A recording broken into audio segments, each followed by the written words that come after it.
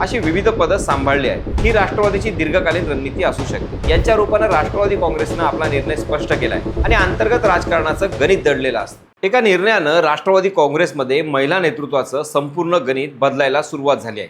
काही महिन्यांपूर्वी 2 महत्त्वाची पदं रिक्त झाली आणि आता त्या रिक्त जागा भरताना फक्त नवीन नियुक्त्या होत नाहीयेत, तर पक्षातील ताकदीची नवीन केंद्रही तयार होताना दिसत आहेत। एका बाजूला रुपाली चाकणकरांच्या जागी वैशाली नागवडे यांच्यावर विश्वास दाखवला जातो, तर दुसऱ्या बाजूला महिला आयोगाच्या अध्यक्षपदासाठी 4 वेगवेगळी नावं चर्चेत येतात। हा फक्त एका पदाचा प्रश्न आहे की राष्ट्रवादी काँग्रेसमध्ये महिला नेतृत्वाचा नवा चेहरा तयार करण्याची ही रणनीती आहे? आणि या सर्व निर्णयामागं सुनेत्रा पवार यांची नेमकी भूमिका काय आहे, या सगळ्या प्रश्नांचा राजकीय अर्थ काय निघतो तेच आपण आज सविस्तर समजून घेणार आहोत। नमस्कार, मी स्वप्नील आणि आपण पाहतात त्याचं काय महाराष्ट्र। राष्ट्रवादी काँग्रेसमध्ये गेल्या काही महिन्यांपासून एक महत्त्वाचा प्रश्न कायम चर्चेत होता। रुपाली चाकणकर यांनी महिला प्रदेशाध्यक्षपद आणि महाराष्ट्र राज्य महिला आयोगाच्या अध्यक्षपदाचा राजीनामा दिल्यानंतर निर्माण झालेली पोकळी पक्ष कशी भरून काढणार? कारण ही केवळ एका व्यक्तीची जागा रिकामी झाल्याची बाब नव्हती। महिला संघटना, पक्षाची राज्यभरातील रचना आणि महिला मतदारांशी संपर्क ठेवणारी एक मोठी यंत्रणाच या निर्णयाशी जोडलेली होती। त्यामुळे या पदांवर कोणाची नियुक्ती होते याकडे केवळ राष्ट्रवादीचे कार्यकर्तेच नाही, तर महायुतीतील इतर पक्ष आणि विरोधकांचंही लक्ष लागलं होतं। अखेर या प्रतीक्षेला पूर्णविराम मिळाला आणि राष्ट्रवादी काँग्रेसच्या महिला प्रदेशाध्यक्षपदी वैशाली नागवडे यांची नियुक्ती जाहीर करण्यात आली। याचवेळी युवक प्रदेशाध्यक्षपदी निखिल ठाकरे आणि विद्यार्थी प्रदेशाध्यक्षपदी ॲडव्होकेट चिन्मय गाढे यांचीही नियुक्ती करण्यात आली। वर करणी हा पक्ष संघटनेचा नियमित फेरबदल वाटू शकतो, पण राजकारणात कोणतीही नियुक्ती केवळ पद भरण्यासाठी केली जात नाही। प्रत्येक निर्णयामागं पुढील निवडणुकांचा विचार, संघटनात्मक संदेश आणि अंतर्गत राजकारणाचं गणित दडलेलं असतं। या ठिकाणी सर्वात महत्त्वाचं नाव समोर येतं ते म्हणजे सुनेत्रा पवार। पक्षाच्या राष्ट्रीय अध्यक्षा म्हणून त्यांनी प्रथमच इतक्या मोठ्या संघटनात्मक नियुक्त्यांवर आपली स्पष्ट छाप उमटवली आहे।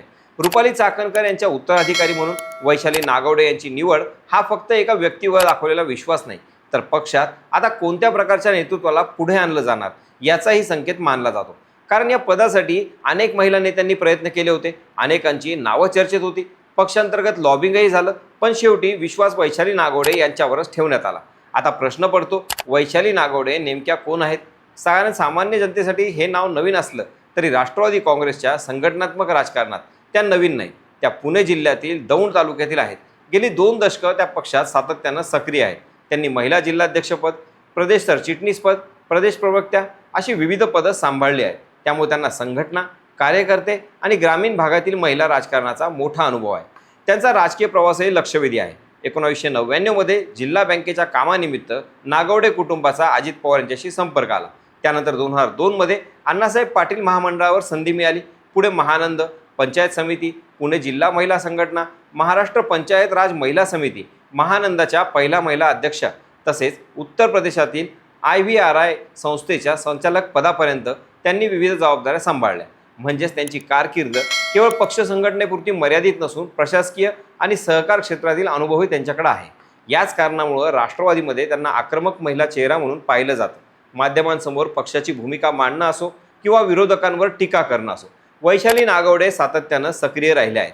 विशेष म्हणजे पक्षात अनेकदा रुपाली चाकणकर यांच्या भूमिकांवर अप्रत्यक्ष नाराजी व्यक्त करणाऱ्या नेत्यांमध्ये देखील त्यांचं नाव चर्चेत आलं होतं। त्यामुळं आज त्याच जागेवर विराजमान होणं हा केवळ योगायोग आहे का, की पक्षानं जाणीवपूर्वक वेगळ्या शैलीचं नेतृत्व पुढे आणण्याचा निर्णय घेतला आहे, याचीही चर्चा सुरू झाली आहे। पण इथंच हा विषय संपत नाही, कारण महिला प्रदेशाध्यक्ष पदाचा निर्णय झाला असला तरी अजून एक महत्त्वाचं पद रिक्त आहे आणि खरं राजकीय लक्ष आता त्याच पदाकडे लागलं आहे। महाराष्ट्र राज्य महिला आयोगाच्या अध्यक्षपदावर नेमकी कोणाची वर्णी लागणार? इथूनच या संपूर्ण घडामोडीला आणखी वेगळं वळण मिळताना दिसतं। कारण आता खरी लढत सुरू होते ती महिला प्रदेशाध्यक्ष पदाची नाही, तर महाराष्ट्र राज्य महिला आयोगाच्या अध्यक्षपदाची। कारण हे पद केवळ सन्मानाचं नाही, तर महिला प्रश्नांवर सरकारचा अधिकृत चेहरा मानलं जातं। त्यामुळे या पदावर कोणाची नियुक्ती होते याचा राजकीय संदेशही तितकाच मोठा असतो। सध्या या पदासाठी 4 नावांची जोरदार चर्चा सुरू झाली आहे। पुण्याच्या माजी महापौर आणि राष्ट्रवादीच्या ज्येष्ठ नेत्या राजलक्ष्मी भोसले, नाशिकमधील पक्ष संघटनेत सक्रिय असलेल्या प्रेरणा बलकवडे, सामाजिक चळवळीमधून मोठं नाव कमावलेल्या प्रतिभा शिंदे आणि बीडच्या सामाजिक कार्यकर्त्या ज्योती मेटे। पण या चौघींमध्ये नेमकं कोण पुढे आहे?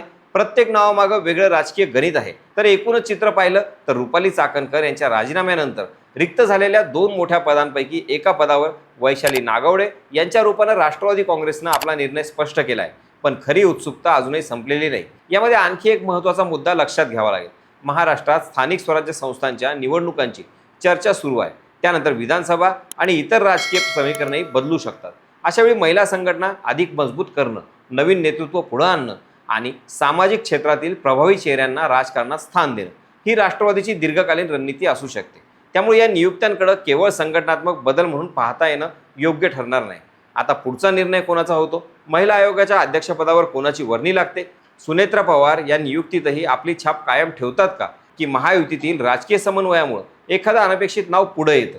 याची उत्तरं येत्या काही दिवसात मिळतीलच. आणि ही उत्तरं फक्त एका पदापुरती मर्यादित नसतील, तर महाराष्ट्राच्या राजकारणातील महिला नेतृत्वाचं पुढचं चित्रही त्यातून स्पष्ट होईल. तुमच्या मते महाराष्ट्र राज्य महिला आयोगाच्या अध्यक्षपदासाठी सर्वात योग्य नाव कोणतं आहे? आणि वैशाली नागवडे यांची महिला प्रदेशाध्यक्षपदी झालेली नियुक्ती राष्ट्रवादी काँग्रेससाठी योग्य निर्णय आहे का? तुमचं मत कमेंटमध्ये नक्की सांगा.